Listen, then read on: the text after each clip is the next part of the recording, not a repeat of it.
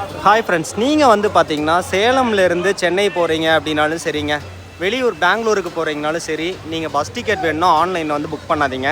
ஆன்லைனில் புக் பண்ணிங்கன்னா ஒரு பர்சனுக்கு வந்து 800 ருபீஸ் காமிக்குது ஸ்லீப்பர் ஜேபி கணக்கில். அதுவும் வந்து பார்த்திங்கன்னா நான் இங்கே வந்தப்போ ஜேபி ட்ராவல்ஸ்லேருந்து 1000 ருபீஸ்க்கே 2 டிக்கெட் வந்து வாங்கிட்டோம். கிட்டத்தட்ட பார்த்தீங்கன்னா 500 தான் வருது. நீங்கள் ஆன்லைனில் எடுத்திங்கன்னா 800 வரும், ப்ளஸ் ஒரு 40 பிடிச்சி 840 பிடிப்பாங்க. பட் நீங்கள் இங்கேயே வந்துட்டிங்கன்னா கரெக்டாக பஸ் ஸ்டாண்டுக்கிட்டே நீங்கள் டிக்கெட்டையுமே டேரெக்டாக அந்த மாதிரி வாங்கிக்கலாம். உங்களுக்கு வந்து காஸ்ட்டுமே கம்மியாகும். டேரெக்டாக இங்கேருந்து ரவுண்டானா கிட்ட கூட்டிகிட்டு போய் 2 பேராக இருந்தீங்கன்னா பைக்லேயும், 3 பேராக இருந்தால் ஆட்டோலையும் கூட்டிகிட்டு போய் ட்ராப்பும் பண்ணிடுவாங்க. யூஸ்ஃபுல்லாக இருந்தால் நம்ம யூடியூப் சேனல் சப்ஸ்கிரைப் பண்ணிட்டு உங்கள் ஃப்ரெண்ட்ஸுக்கு ஷேர் பண்ணிடுங்க.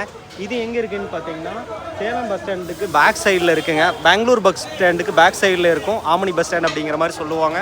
கூகுளில் போட்டிங்கனாலுமே காமிச்சிரும். நைட்டுமே நிறையா ட்ராவல்ஸ் இருக்கும். இன்றைக்கி வந்து பார்த்திங்கன்னா இன்றைக்கி சாட்டர்டே,